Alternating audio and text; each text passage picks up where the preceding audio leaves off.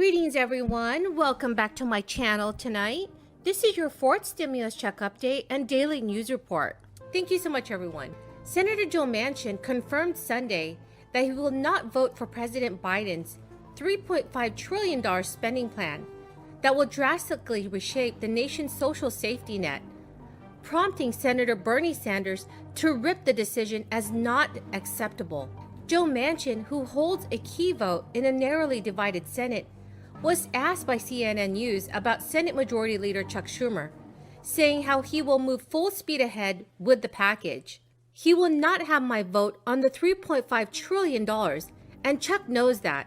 And we have talked about this.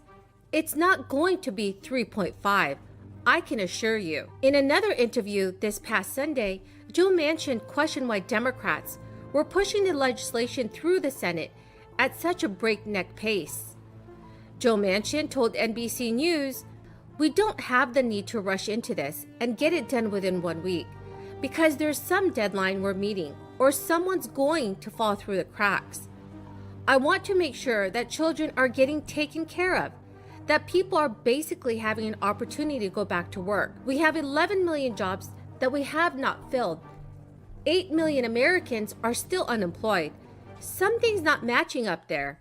Bernie Sanders appeared on CNN News after Joe Manchin and lashed out at the West Virginia lawmaker for setting the ceiling so low. Sanders said, "No, it is absolutely not acceptable to me. I do not think it's acceptable to the president or to the overwhelming majority of the people in the Democratic caucus. This is a consequential bill. It is hard to put a bill like this together. At the end of the day, I believe we will." The massive $3.5 trillion 10-year plan would address a number of Biden's priorities like education, climate change, and immigration reform, while also expanding the social safety net. Manchin urged Chuck Schumer to slow down and give lawmakers more time to discuss the spending bill and how it will be funded. Bernie Sanders said he's willing to give lawmakers more time to discuss the package, but insisted time is ticking. Thank you very much, Mr. McGovern, for your kind words. Any compliments I receive about our work in Congress, I accept on behalf of the House Democrats, the congressional Democrats who have the courage to make the fight all the time. It's easier in our districts where there's so much a good example, national standards of where we should be going. But for many of our colleagues, this is a fight because it's always the battle of the budget. I do believe that our budget should be a reflection, a national budget should be a reflection of our national values. What's important to us as a nation should be reflected there. Hence, we proudly make the fight for the children. It is such a treat, I would say honor and privilege, yeah, but a real treat to be here at Rainbow. To see the joy in the children's eyes, of the respect that they are receiving to express themselves in many different ways. And they're really actually funny. Yeah. They have a sense of humor. They have a lot of confidence. Thank you, Rainbow, for that. I want to thank Director Perrier for her leadership in all of this, because that leadership is making the difference. So as she acknowledged, and Chairman McGovern acknowledged the staff, I want to salute them too. What they tell me is when these children come in, they look them in the eyes and welcome them, and they feel very, very special. And that was interesting about talking with the parents, because the parents were telling what the difference the paychecks made, the Biden tax credits May, July, August, next week, September 15th, the third check will go out. They said something very interesting about what's happening here and the difference those checks are making. They said we can see the difference in our children, what we're able to do for them, whether it's the technology to participate in any kind of learning, whether distance or.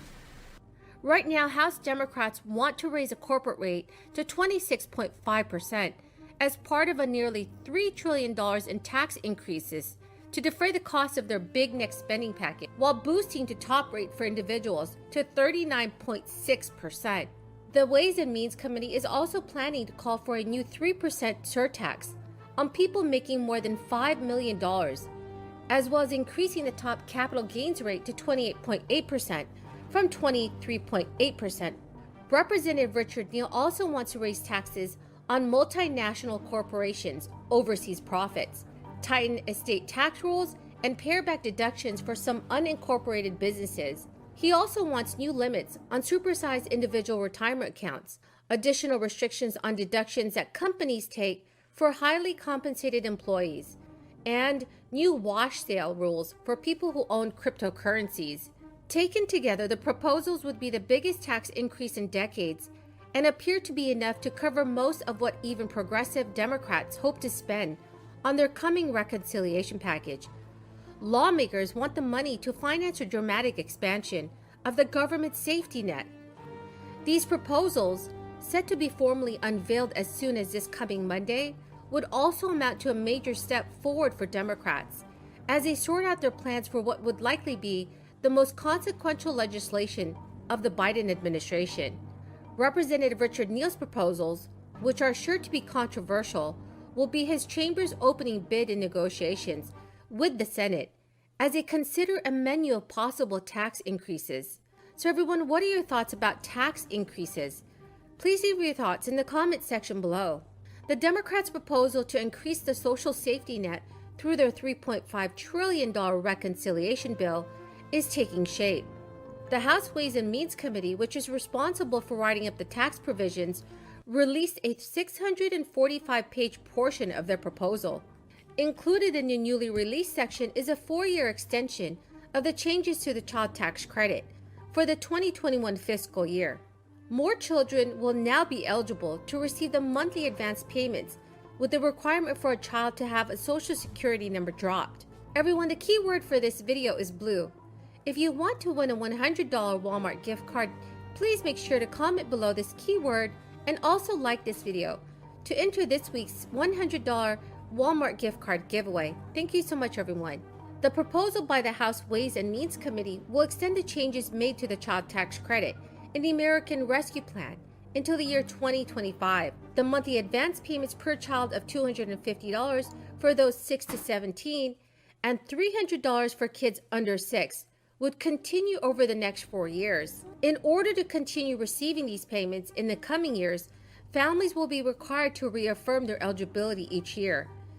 The Internal Revenue Service will maintain the online portal it created for parents to update their information, as well as their financial or family situation.